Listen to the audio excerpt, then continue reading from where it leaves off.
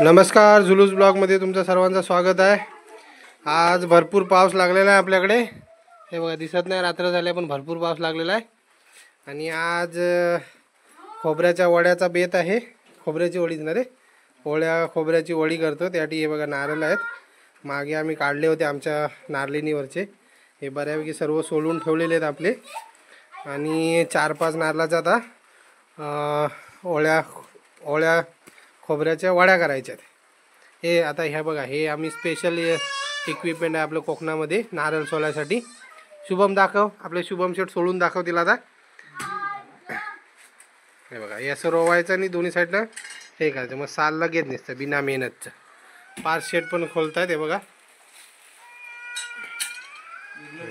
जोरात मारू घे त्याच्यात। हा असं जोरात मार जरा। हा शाबाश, आता खोल कर। हा शाबाश। हे बघा, ही अशी साल काढायला मग इझी पडतं। सुक्या नारळाला तर जास्तच चांगलं होतं। हे आपले आंबे आहेत, पाऊस पडला त्यामुळे किती टिकतात काय माहिती नाही। आणि हे सकाळी सोडले होते नारळ।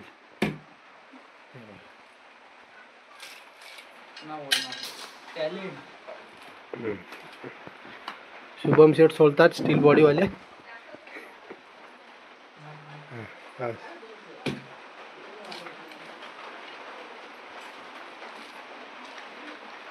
हे किती पाहिजे समूह नारळ? 4 बस ना? बघ पाणी आहे का रे त्याच्यात? खालून बघ। हलत नाही ना, आताच काढलेलं होतं।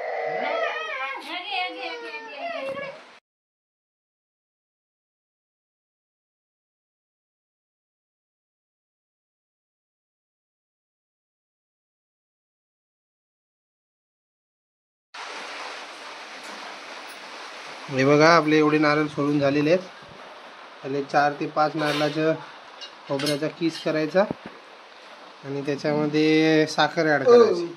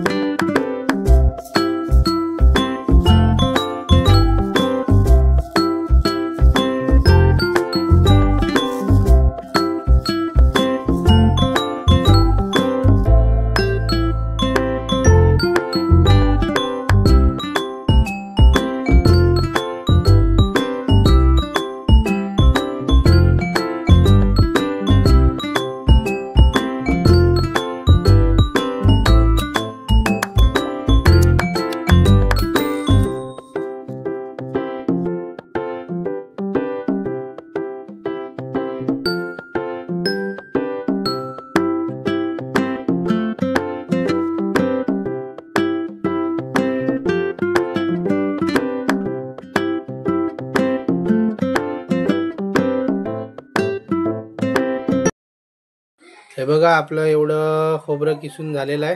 1 टोपभर आहे जवळजवळ। आणि ही आपली साखरेची पेस्ट केलेली आहे। खडी साखर ना, पिठी साखर आहे, पिठी साखर केलेली आहे। आणि ही एवढी आपली वेलची पूड आहे, एवढे थोडे अर्धा ग्लास आहे। अर्धा पेला वेलची पूड, साखरेची पूड नाही, सॉरी, पिठी साखर। आणि हे आपलं खोबरं आहे 1 टोपभर। चला आता बनवूया आपण। हे बघा, आता खोबऱ्याची वडी बनवायला स्टार्ट केलेला आहे। आता थोडं पाणी काय टाकले, पाणी टाकलं त्याला थोडं। आणि त्याच्यामध्ये आता साखर टाकली पाहिजे। पिठी साखर टाकलं होतं पण त्याचा अंदाज येणार नाही, त्यामुळे जी जाड अख्खी आहे तीच टाकतो आता सध्या। नंतर मग लागेल तसे मग पिठी साखर वगैरे आम्ही घेऊ। हे बघा, हे साखर आता पूर्ण वितलेल थोडी व्यवस्थित. त्याच्यानंतर मग त्याच्यामध्ये आपण खोबरं टाकायचं. थोडं वितलं ती थोडी मेल्ट होते. पाणी टाकल्यामुळे थोडे लवकर हे होते गरम झालेली. त्याच्यामध्ये आता हे खोबरं टाकू आपण. अर्धच टाकू. थोडं करू म्हणजे व्यवस्थित मिक्सअप होईल आणि साखरेचा पण अंदाज समजेल आपल्याला. त्यावेळी करू. आता हे पहिलं आता मिक्स करू प्रॉपर आपलं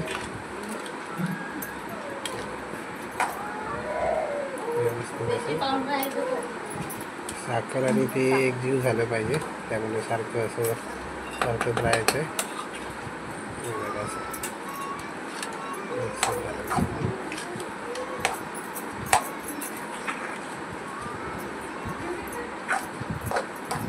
थोडं आता मिक्स तर झालेलं आहे त्याच्यामध्ये बरोबर. थोडं सेपरेट राहिलेलं दिसतं पण साखरेमध्ये बऱ्यापैकी ते मिक्सअप झालेलं आहे.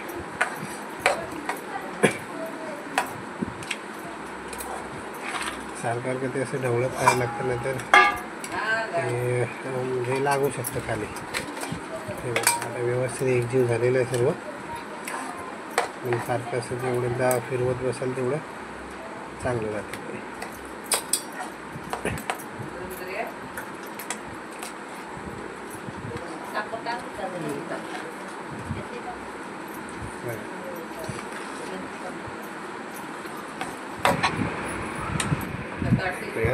त्याच्यामुळे थोडी साखर आणि कमी झालं वाटतं. त्यामुळं अंदाज येत नाही पिठी साखर. आता हे टाकलं आपण थोडे काय टाकलं आहे आपण वेलची पूड. अच्छा वेलची पूड आणि त्याच्यामध्ये थोडी पिठी साखर टाकणार आहे आता. ते बघा मला वाटतं साखर थोडी कमी झाली. आता ही पिठी साखर त्याच्यामध्ये ॲड करू म्हणजे लवकर मेल्ट होईल.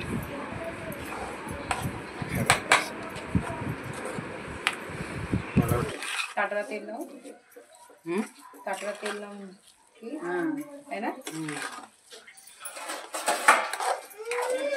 मोठा सा दे.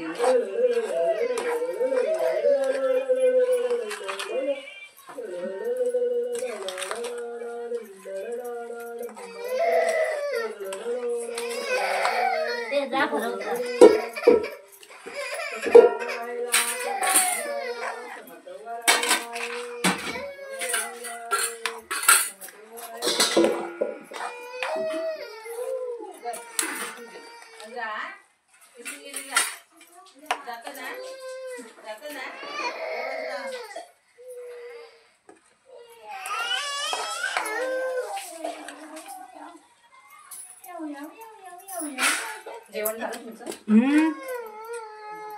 दुपारचा होता काढा ना ते टाकी हे करत होतो चालूच आहे काय थोडीशी बघ बघ पायाखाली लाकूड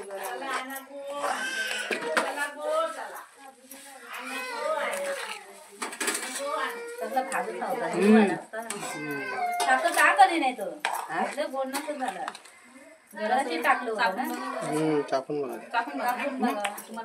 तसं नाही त्यात चिकट व्हायला लागतं पाणी सुटायला लागतं. हा चिकट अगदी चिकट झाल्यामध्ये गरम गरम थापायला लागतं ते आणि ते लय साखर पण सांगायची लागतो सुकणार नाही.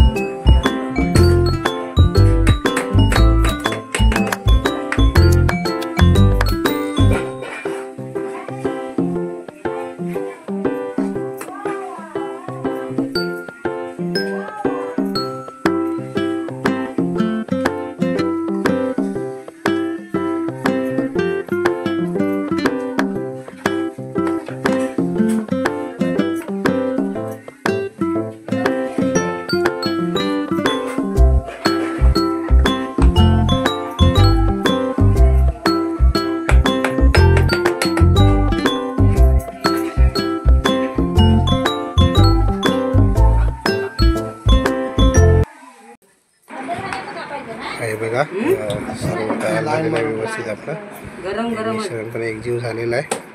अगो जरा हे झाल्यावर मारायच्या नंतर काही आता हे एका ताटात काढायचं आहे खाली घेऊन. ताटाला तेल लावून त्याच्यावरती हे आपण थापायचं आहे भाकरी थापतो तसं. आणि त्यानंतर त्याला व्यवस्थित पाहिजे त्या आकाराच्या चकत्या करून घ्यायच्या.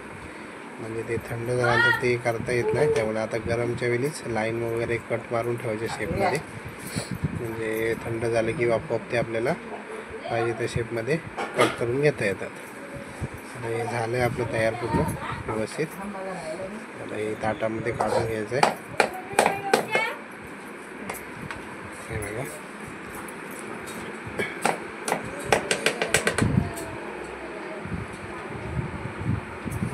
झालं आहे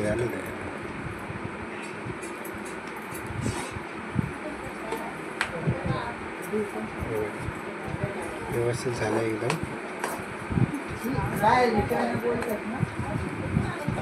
आणि थोडं राहिलं आहे ते दुसऱ्या ह्याच्यामध्ये करू. आता हे पहिलं ताटामध्ये वगैरे काढून घेऊ.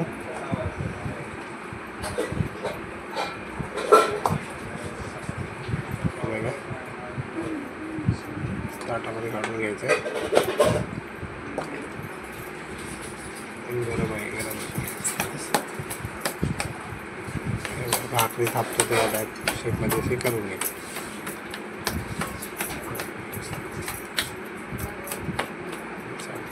गरम आहे खूप गरम आहे.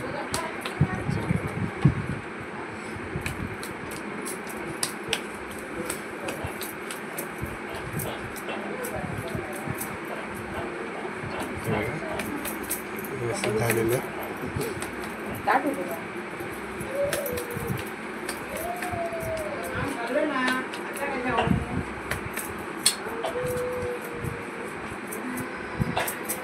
मोठे झाले.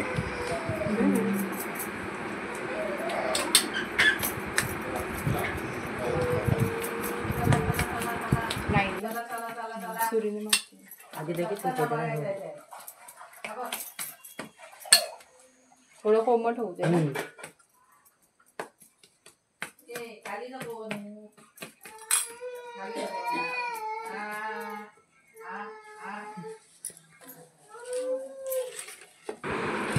हे बघा आता दुसरे थोडं उरलं होतं आपलं खोबरं.